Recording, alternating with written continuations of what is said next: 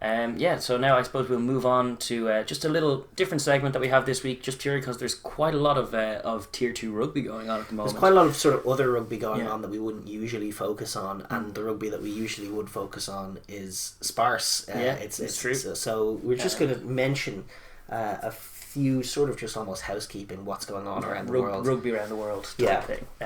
First up, I just want to talk about the first thing that I'm going to talk about is all the Tier 2 games that have happened since the start of the month. We're now wrapping up June, and there has been some Tier 2 activity. There was that little tournament, the Nations Championship, which, as we've said, it had featured Uruguay, Namibia and Argentina 15 and Russia. Yes. And I feel like Russia were the team to take it most seriously. Yeah. And the other teams were picking from a smaller crop of players. I think Uruguay have some players in Major League Rugby who weren't featuring. Yeah. And, whereas for Russia, this is their World Cup warm-up. A little bit. This is what they have to treat as. They got a win against Argentina 15, did Russia. They also beat Namibia 20-0. Which is a strong showing for a team. We don't know where Namibia's players are at or where they're at, but they're a World Cup side and always have been, and so that's encouraging signs from a Russian point of view for sure. Their other game was, I think, a defeat to Uruguay. An interesting little thing from Russia. 2 wins from 3. They're going to be happy with that for sure. Out in South America. Uruguay have had a curious month. They started with a big win over Russia, but they have since lost at home to Namibia and Spain, and they did get the win against the Argentina 15 team. But after their very good America's Rugby Championship, there's just some little signs of frailty, perhaps. Frailty, indeed. Yeah. That may come a cropper when they have to play in that horror show of a group with Georgia and Fiji. Yeah. I wonder what that Georgian team will do. Uruguay like to throw the ball around. It may never get there. Yeah, I mean it's definitely been a curious sight to see the Rugby Europe teams playing against these smaller South America teams this month. It's a good matchup. Spain have been doing their little tour. They won away in Brazil 22-16, and then putting 41 points on Uruguay in Montevideo. Now, granted, there are some players missing here, but with that coupled with Russia's sort of surprising relative success, would make you think that Rugby Europe might actually quietly be a stronger competition. Probably slightly is, just given the presence of Georgia in it. It's inevitable that you're going to bolster remove Georgia and USA, because I think I know, but I'm just thinking in the context of other teams. Spain have grown a lot because they're always trying to reach up to Georgia, and Brazil had a great scrum in that Rugby Americas competition. I wonder how that fared against the Spanish scrum, because the Spanish scrum has to go down against deal with Georgia every year. So I don't know if it'll be as shocking to them when Brazilians won a scrummage, whereas against the Uruguayans that might be a fright. So it's interesting just stylistically what each one's can bring, because they are of similar standards and the scorelines are reflecting that. There's good games, good contests all around. So it's good that they're kind of mixing that up in advance of the World Cup. Totally, and I think we're getting an insight into just a little reminder of the sort of mad injustice that was that whole Rugby Europe fracas last year, and which as a consequence we have no Spain in the World Cup, and they do look good value for it, to be honest. Putting 20 points, but beating Uruguay by 20 points in Montevideo, that's good. Having said, it's Russia who are in now, and they're also showing growth and credit to their credit. It would have been at the expense of Russia that Spain were included. So they're mounting an offensive on that. Well, it could have been in instead of Samoa. Russia would have gone into that playoff that Samoa won, which would have been interesting itself. True. But that said, you would need Romania and Belgium to still be gone, so it's a whole thing. But Russia are definitely mounting an offensive ahead of the World Cup. They look more confident. They're putting work in. Whether it'll tell, I don't know. Speaking of Romania, actually, they're just seeing there they beat Brazil in a tight one, 22-21. No, that's that. They did. And also got a result against Chile and the result against Uruguay as well. So quietly, Romania are still thereabouts. And just a general theme of the Rugby Europe sides getting the better of those South American sides for right now. But definitely great contests to have, and that was all sort of going away quietly in the wings. Didn't get a chance to actually sit down and watch any of those games. Not really. Saw some highlights packaged of some of them. But definitely curiosities, and also with the addendum that I think Uruguay in particular and also Namibia had some players rested and not quite. And in the context of the Argentina 15, that doesn't. No one really knows what that means either. What kind of team you're playing. That's just a match filler on the off weeks. Yeah. So that was all the Tier 2 rugby. Well, there was also talk of Samoa and Tonga. Yeah. Because that news-wise in the advance to the World Cup, that they're the French. Hate to say it off the back of being like a wonderful French here for the top couture and all this, but yet I think it was the Tongan coach came out to suggest that his players, or out and out say that his players were being pressured. His players who were playing their rugby in France were being pressured behind the scenes, unofficially. Can't really comment on it because they're not gonna. There's no official club line on it, but they are being coerced into choosing club over country. Tongan players have come to the coach and said, "Listen, I've been told I can retire and play in the club, or I can either be axed from my club or take a massive pay cut if I choose to play for you guys in the World Cup." And that's just the way it is. It's technically not allowed, but they're, according to these players who told the coaches, sort of in confidence. Which we suspected anyway. Like earlier in the season, you had the very dubious retiring of, was it Nagusa and Nadolo from Montpellier, to say that they're going to be repping Montpellier in the World Cup, and it's just like absolute crap. And the same seems to be happening for across the South Sea Islanders. Like, there's such an exploited bracket in rugby, and it's such a consistent shameful blot. And no one is more guilty of it than the French, the LNR, and just the clubs in general. It's gross. They don't treat them right at all, and then they browbeat them into just like, you play every week, and if you're off injured, you're going to get pressured for that too. Yeah, and just possibly if it's a long term injury, a slight pay cut. You know, like it's crazy, because when you're coming from, like, we're Irish rugby fans, and you're looking at the absolute cotton wool treatment that the likes of Johnny Sexton is getting, and it's like he will play X amount of minutes. And if he's hit or like he takes a knock on the head, he's out for the next couple of weeks. If he's a tight calf, he can have a couple of weeks to get back and ready for the big game. And like, there's just no sense of that. Like, if a Fijian, and it's especially true of the South Sea Island guys, they get exploited. And they happens in the Premiership too. Like, they are chucked out to play every game, every single game. And, like, look at actually even Edinburgh and Mata played every game all season long, and then was knackered, by the business end of the season wasn't the same force because he wasn't rested enough. It's not even necessarily sound management from the club themselves, even from a selfish point of view.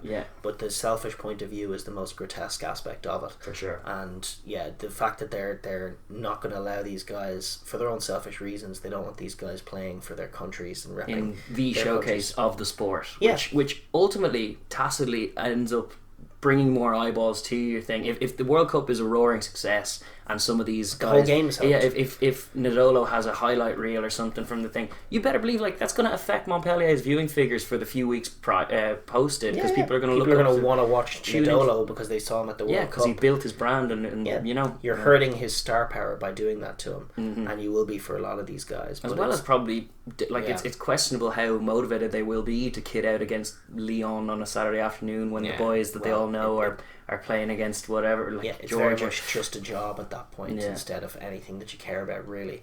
And that's where you get these teams like Racing, who, you know, they lose the game and they're taking photos and they don't really seem to care all that much. So it's definitely a problem, and it's the most direct consequence of it is to, if it proves to be successful to any large degree, which I imagine it will be to some degree, you will get guys who don't go to the World Cup for dubious reasons from Samoa, Tonga, Fiji, and it's going to hurt those teams. They're all great players, and they're worthy. It's going to hurt those teams. It's going to hurt those teams. And it's the going to hurt the comp as a whole. The sport. You want to have the best players available for selection at the World Cup, and this is flying in the face of that. And it's another in a long line of a litany of just gross mistreatment of South Sea Island players, and using them more as commodity than player. And it's a bit shameful, and that was something that came out a couple of weeks ago. So it definitely fits into the bill of tier 2 conversations, because it's another one that's and certainly as much as we like to enjoy and compliment the top tours on a great season, like, it's worth reminding ourselves that there's that sinister element beneath it that has gone on sketchiness. And I just wanted to talk about, before we move on some more, I just wanted to mention the best final of that Top Tours weekend was not the Top Tours. It was the Major League Rugby final, yes. which we had previewed the week prior, and I had said that it was actually going to be my first Major League Rugby game. I hadn't actually watched it or gone in yet. And I just really, really enjoyed it. It was like it was a small enough little stadium out. It was the San Diego Legion playing the Seattle Seawolves, and the Legion had finished top of the regular season, so they had home advantage. And it was like a cramped little 6,000 seater, but like there was loads of greenery around. It was really cool, and it was packed to the gills. Noisy. There was a little pocket of Seattle fans, and then there was just a load of San Diego fans. A legion of San Diego fans, and they were making loads of noise. It was great. It was a proper class atmosphere at it. Something Super Rugby could learn from, when you get a 6,000 attendance, how to make it raucous. Exactly. And the fans were up for it and cheering and reacting to events in real time, like understanding what was going on, really enjoying the rolling mauls. And it was a really great ding dong battle. The Legion probably had the better of the general play. They had Josh Furno in the team, Italian lock, and Sam Manoa turning up. Sam Manoa as well. Furno was gas. He was making some loose ass plays, some good plays as well. He's still a big physical horse of a man, so he gets stuck in. But it was the story of the game was really the Legion like working their arse off for 3 points, and then having Seattle strike back with a well taken try. Yeah, and Seattle definitely were on the hunt for tries, and every time the Legion were dominating Seattle's defensive hustle very often, but also their try finding ability really did help them. True. And it was tight. It stayed tight the whole thing. San Diego took an early lead. Seattle struck back with 2 tries. Then they had a lead. Then San Diego came back at them, and eventually took a lead off of like a try grounded against the base of the post to like raucous applause and cheers. Seattle got back to within a point with a try, but couldn't convert and take the lead. And then Peterson, who was the 10 for San Diego, who had been kicking the ball all day long, took a drop goal. Taken drop goal. Yeah, on 77 minutes. And it was like the reaction from the commentators, from the fans, from everybody was just huge cheers. And it gave them a 4-point lead.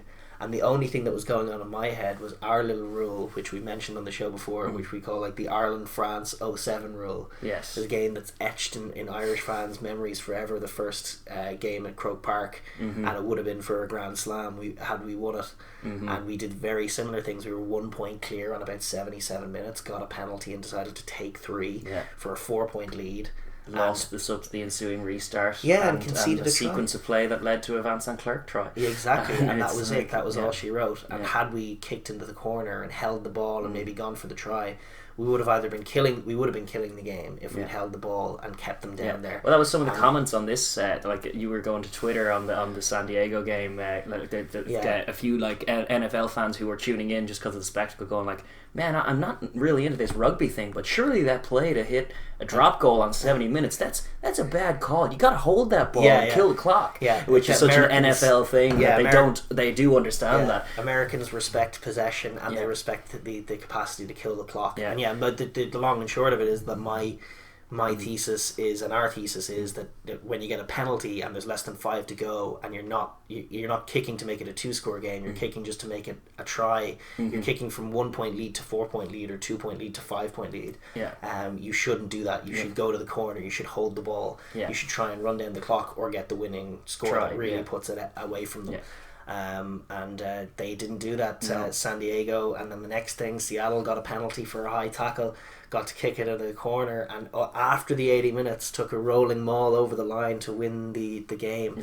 And it was the second season of Major League Rugby and the second win for Seattle. They're back-to-back champs now, and the team to beat. And San Diego, despite all their hustle and their home fans getting on it, they looked like a side that were kind of panicky, and they're not as clinical, and like on the balance of play, like the way Seattle found tries to keep them in it, which is just such a it's particularly in the first sequence of the game, where I think it was a 6-0 lead that ended up being scrubbed out by a try, but it was San Diego going for it, and the crowd were super loud from the first whistle, and it's just like going for it for 20 minutes, building up a 6-point lead, and then bang, try, gone. Start again. And all the oxygen gets sucked out of the place. And that was the story of the whole game, and right at the very end it was the same. They sucked all the oxygen out and were in dancing with their big trophy. But it was a class spectacle.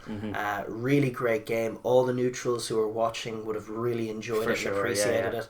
It was we can sell this game to the American market. Yeah, indeed. Absolutely. Well, I like the fact that they understand that nuance about possession. Like it's not a dissimilar game, and you can to NFL, but it has its own unique elements. Indeed, yeah. So you can easily see them getting on board, and also just in the context of Tier 2, it's great that a lot of teams like yourself, the teams that play in the Rugby Americas Championship have a lot of players now with professional contracts due to this league, which is the biggest service it's providing overall, is just a capacity to play professional rugby stateside, which is absolutely great. And it does help a lot of those players from the Americas, because those teams are going to need to fill their rosters, and they're going to need to figure out how they're going to do that before they can develop they will develop academies and everything else, but for the time being they will be prying through test rugby and seeing who's that Uruguayan winger, who's that Brazilian prop who was doing well. Let's contract him, and there's a lot of that happening, and it's definitely making for curious pictures, as well as the fact that DC United, the land of Cathal Marsh and Ben Foden, is also going to be joined by Bastro next year. So funny. They were losing semi-finalists, and they're going to be in the mix. Are they going to be the Racing of the New York United, I should say. New York United, is it? Yeah. They're going to be the Racing, big money bags, losing in finals. Perhaps. Potentially, you don't know. But it's definitely it's a good comp, and definitely it was a great final, worthy of it. So I suppose we'll move on. The last two things, not men's senior rugby anymore. There was there's the under-20 championships did just wrap up at the weekend. It was won by France for their second year running. There was Australia, I think, are one of the big winners in terms of there's a lot of talented young lads in there. I never really know about the winners of the competition, especially when it's such a big side. It can be sort of an illusion, but France definitely they had the number of everyone in the competition. They had a big scrum. They did have technical guys who found tries, and it was an exciting competition. It is always just weird and anomalous as a comp, because partly because of the turnover, and that was an issue in terms of injuries, but also just because at under 20 level, so many bodies are underdeveloped, and there's a lot of growing still has to go, so you don't know how those skills are going to translate to the senior game. Also, different unions just use the under 20 team for different things and emphasize it in different ways to different degrees. So it's not necessarily as clean cut a picture as you'd think. There was a lot of headlines about the Baby Blacks being sort of indicative of something in New Zealand, which I really don't think it is. It's an anomalous year. They'll be back. They're looking to their young boys as well for really more from their the provinces and talent scouting, schools, and wondering where they're going to send these boys, how are they going to bolster squads for Super Rugby and for all these. Basically, you don't hear too much. They use a lot of grassroots to feel even read the other day that Sonny Bill is going to be doing return to play stuff in domestic, like not Super Rugby, but they have their own grassroots stuff that's going on, like the Mitre 10 and stuff, but other ones. So they rely on different things, and all, as you say, different sides tend to use it differently and emphasize it in a different way. So this comp is a little bit anomalous, but it's great. I think it is a great thing that happens every year, and it's a good opportunity for all those boys. Certainly worth being in anyway to give the young boys a run out. And speaking of, Scotland will not be in. That's one of the big stories really of it, is that Scotland lost with big style to Fiji. I think I see you have the results flipped there. You have Scotland 59, Fiji 34, which it very was not. No, it was not. It was hilarious to watch some of those young Scots just not being able to cope with some of the crazy offloads of the Fijians. And now you have Fiji and Georgia safe in the competition, and an extra side to enter from the Tier 2 competition, which is starting in near time. So it'll be the first time in the history of the Under-20 Championships that you're going to have 3 Tier 2 sides in it. Poor old Scotland are the ones to make way for it. But listen, this is what happens when you... It does no harm at Under-20 level, so they can afford to do it. So they have a merit-based system with some relegation, and all of a sudden Tier 2 sides are in the mix with the Tier 1 sides. What a shocker. Who'd have thunk it? That is exactly, you would see that exact dynamic play out at test level. That's the fear, though. That's exactly why we're keeping it. You can't have Scotland get relegated. What about the Triple Crown? Exactly. Exactly. Which is why our little nations championship compromise would work. But that's a conversation for another time. Other kind of news, I see you want to mention the women's rugby Super Series is taking place. It starts today. Right today. As we're uploading this, we have them recorded.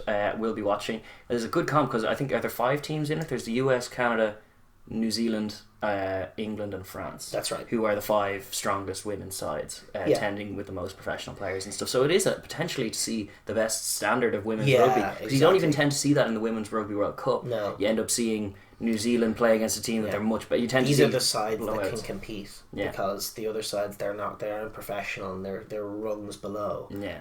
So these are the 5 sides that really have emerged as competitive. Yeah, genuine professional women's teams. Yeah. So it's cool to watch them play. Like even we were billing in the Six Nations when England play France.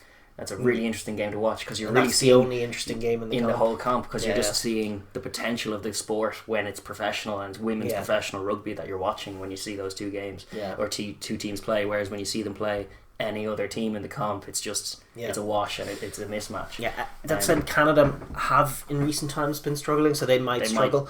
They might become this year, maybe hammered in every game, maybe, but maybe not. And certainly, you're going to get some good games out of this one. The dynamic of France, England, and the baby and the Black Ferns is definitely super cool. And you throw USA into the mix, and it's definitely going to be some good games. Yeah, I'm definitely looking forward to watching the games today. Are England against the USA and Canada against the Black Ferns. So that should be. Yeah, certainly ones to watch. England and New Zealand, just going off apropos of just history, but you never know, and it'll be interesting to see how that tournament develops, because I think it's a really good thing for the women's game to have more games that look like that. Yeah. So this tournament seems to be set up to provide just that. So I'm curious to see how it plays out. Yeah. But the other sides are going to catch up, because it's 5, and then that's really that's it right now for women's rugby. But certainly in this sort of lull in terms of all the rugby that's going on, those are definitely games to watch and whet your appetite for sure, rugby wise. And then thanks for watching the Overlap Rugby podcast. If you enjoyed that video, please like down below and subscribe for more videos, and please enter the comments section to join our conversation. Thanks.